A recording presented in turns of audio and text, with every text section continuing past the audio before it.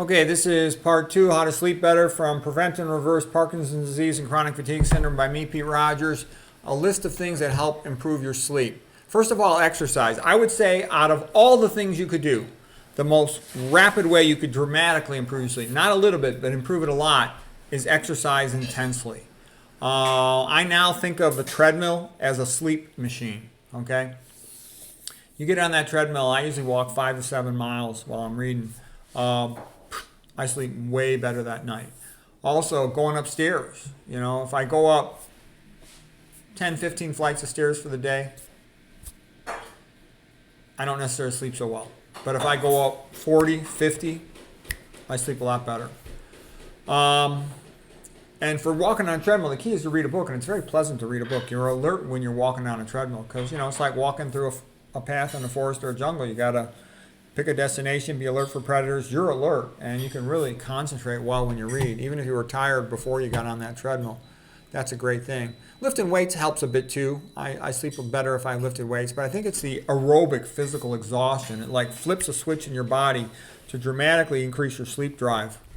And I think that's a part of why I slept so great when I was young. Okay, so that's big to know. That's like, if you want to sleep better, that's the most important thing you can know. Exercise with intensity till you're exhausted, till you want to drop and lay on the ground, okay?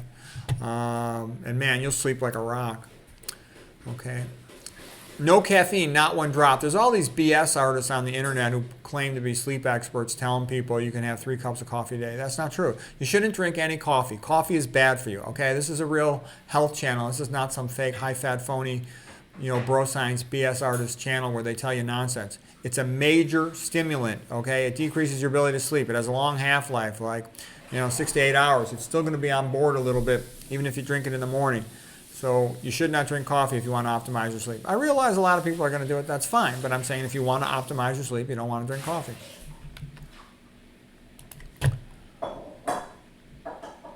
The reason why they tell you coffee's okay is because you can't get interviewed on the bro science channels if you don't promote coffee. So here's a good book by this guy, Stephen Chernisky, going through all the side effects of caffeine and coffee. I made a couple videos about it. It's not a health food. All that stuff about coffee being healthy for you, that's just corporate BS. They're always going to tell you every, profitable corporate product has this bodyguard of lies around it to pretend it's a health food, okay? Coffee and tea, they're all bad for you. You shouldn't drink them, okay?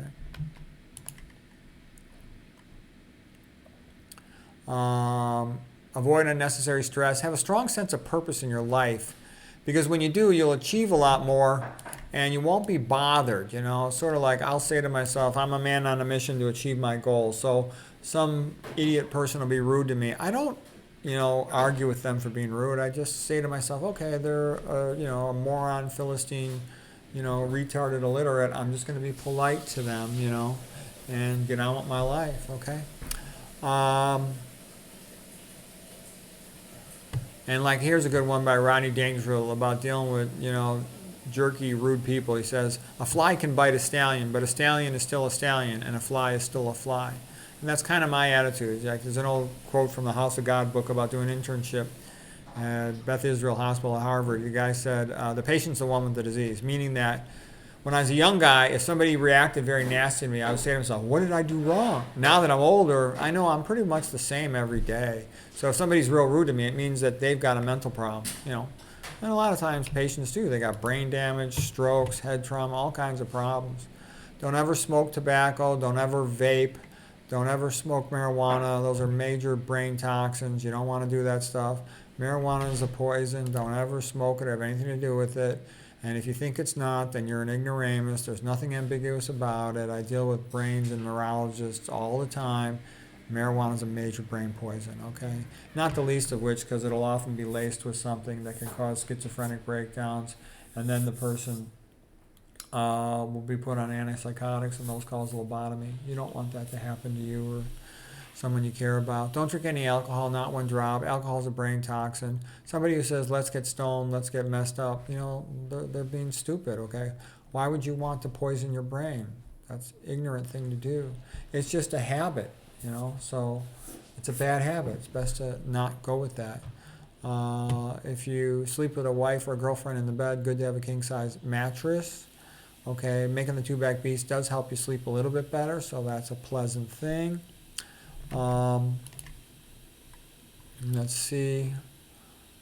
Bedroom should only be for making the two-back beast and for sleeping. You don't want any electronics in your bedroom other than your alarm clock. You don't want your TV or anything in there. You don't want your cell phone immediately close to you. Okay. The bedroom should be really dark. It should be so dark that you can't see anything except just enough to help you find the bathroom. Okay. If you're really old and worried about falling, you can have a railing installed to hang on to. Arrange the furniture so you can palpate it as you go to the bathroom to avoid at night if you have to. Extra curtains can block the light from the window. Okay, the red light from my alarm clock is the only light in my bedroom, and that's enough. What about temperature? When I was a young guy, I used to like the bedroom a little cool, and I would say, well, that's how it is in nature. But now that I'm older, I actually like the bedroom a little hot, and I even like to sweat a little because I know from experience I wake up less to void, and that's the main thing I care about. So, given the choice, I'll like it a little on the warm side. I'll set the furnace thermostat like at around 70 typically. I can also tell you sometimes I like the furnace to be on, especially when I first go to bed. If there's other people in the household, the family or whatever, that are making a lot of noise, then the furnace creates enough noise to counteract that and distract because it's a continuous sound so I can go to sleep. What about clothing? Okay, less is more. I used to sleep for a while at my old house in a room that wasn't well heated. So I would wear sweatpants and stuff, but I hate that. The less clothes, the better, because they don't catch on you when you turn on your side, okay? And I like to sleep just in a t-shirt, no skivvies, and I know that's too much information, but that way they don't get bunched up when I turn side to side. Okay, what about lights? Super important, like I said, avoid blue light at night. Okay, we talked about all that.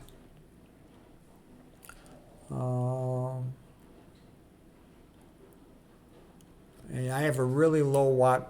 Oh shoot, I didn't want to do that. Okay, I have a really low wattage bulb in my bedroom area and whatnot.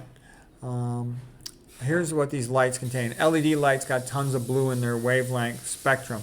You don't want LED lights, and your computer and your cell phone tend to be these bluish LED lights. Fluorescent lights have a lot of blue. The halogen lights have, to their overall light spectrum, much, much less blue. So halogens and incandescent light bulbs are much better to have in your house at night. The perfect light would be a low watt halogen or incandescent on the floor. Okay.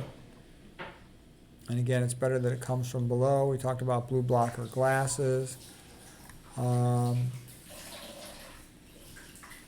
soon as dinner's over, you want to get in the habit of turning the computer off faster. I used to have a tendency to, spend a little more time goofing around on the computer, and I'm trying not to do that because as soon as you turn the computer off, the faster you're going to get to sleep. So as soon as I'm done eating my dinner, I'll often watch a video during my dinner. Then I'll turn the computer off and I'll do everything else I need to do. Floss my teeth, go to bed.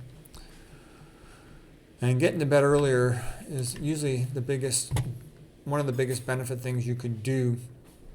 And those early hours of sleep are key for how you feel. You go into deep sleep with them.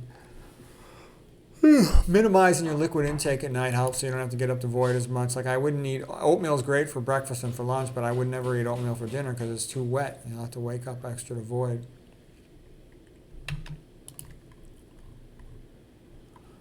Okay. How do you get hydrated? To get hydrated, I like to drink like a cup of water in the morning when I first wake up. I always drink a cup of water before I go exercise. I get a lot of hydration from the 1 meal a day diet. Okay.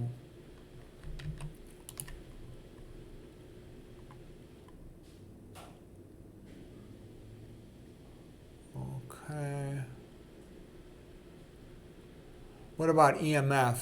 Well, like I said, you don't want your cell phone anywhere near you while you're asleep. Put it in the adjacent room. There's different things you can do to minimize EMF. You can put an EMF protective screen around your bed. You can buy EMF protection devices that decrease EMF around you. be careful where you choose to move. EMF opens up the blood-brain barrier, so it's a little bit like a mild stimulant. Okay, here's a Faraday tent I used to have around my old bed. I got one around my new bed too. I even used to put circumferential mirrors facing outward around my bed to minimize the EMF even further. I've checked it. You can get an EMF tester pretty easy, and mine's really low.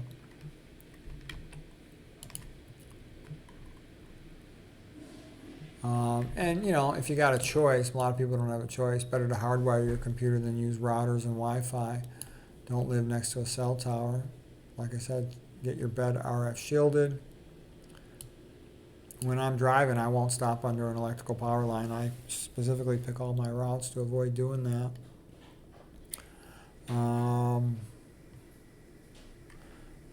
Don't stand next to the microwave when it's on. It's got really high EMF. Don't stand next to the refrigerator longer than you have to. Don't put your head right next to your computer. Don't put it on your lap on top of your cojones. What about red light? We talked about some of the benefits of that. Let's see here. We talked about red light and mitochondrial function. I guess that's all I got. But yeah, what I'd say the biggest things that have made a big difference for me was to minimize blue light at night, and then exercise as much as you possibly can with higher intensity in the daytime, preferably to the point where you're a little bit exhausted, and you'll sleep way better doing that. What else? As soon as I lay down to bed to sleep, I always lay right side down, because your esophagus connects to the stomach, comes straight down, close to the middle, and then your stomach empties out to your right. So you want to lay right side down when you first lay down, because your stomach just empties out into your duodenum and then the rest of your small bowel. You don't want to be left side, because you're more likely to reflux, gastroesophageal reflux. You don't want that. Getting those lights off at night, turning that computer off, going to bed earlier, avoiding stimulants, avoiding caffeine, avoiding MSG, avoiding any type of stimulant. All of those things help you sleep better. So I hope you found that helpful.